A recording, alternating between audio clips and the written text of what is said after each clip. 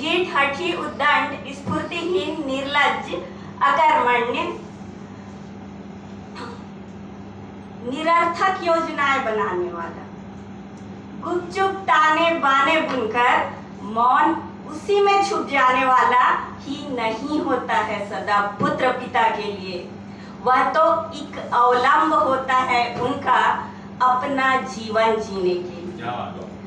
पुत्र होता है पिता के विगत का प्रतिबिंब और भविष्य की अपार संभावनाएं, जिनमें उनके लिए चूक हुई होगी पहले कभी, तो वह अपना बालपन अपने पुत्र में पुनः जी जाए।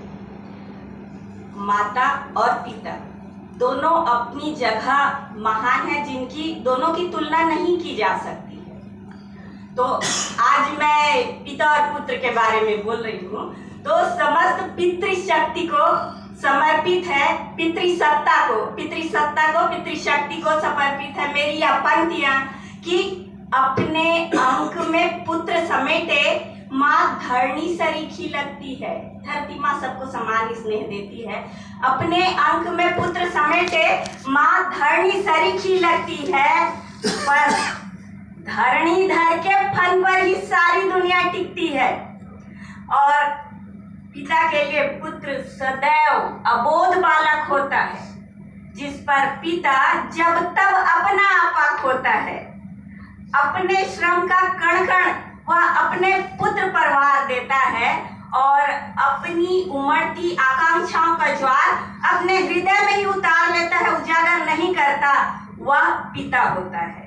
और इतना सब कुछ होने के बाद पिता क्यों कठोर कहे जाते हैं, दर्शाए जाते हैं, लिखे जाते हैं पुत्र के लिए, जबकि पुत्रियां लाडली होती है।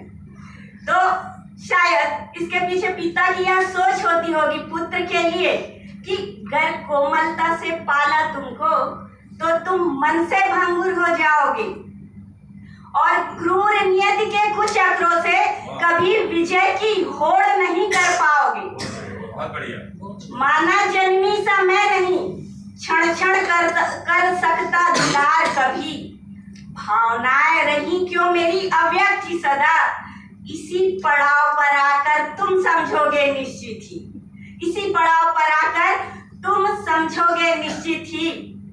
तुम्हारे दादा के विचारों से मैं भी रहता था कभी खींचता, तुम्हारे दादा के विचारों से मैं भी रहता था कभी खींचता, पर आज जब मैं स्वयं पिता हूँ कुछ नया नहीं मुझे है सूझता।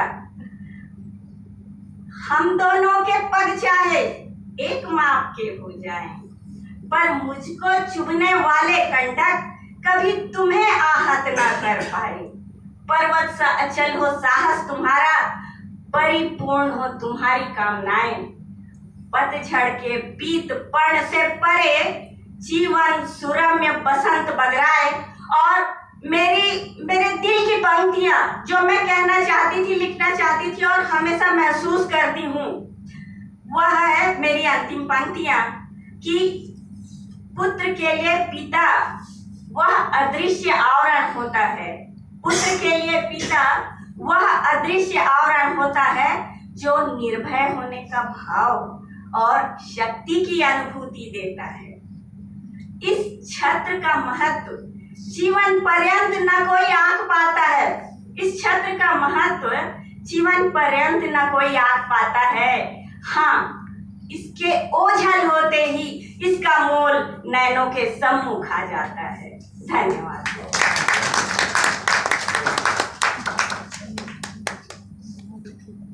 बहुत ही बढ़िया काव्य पाठ।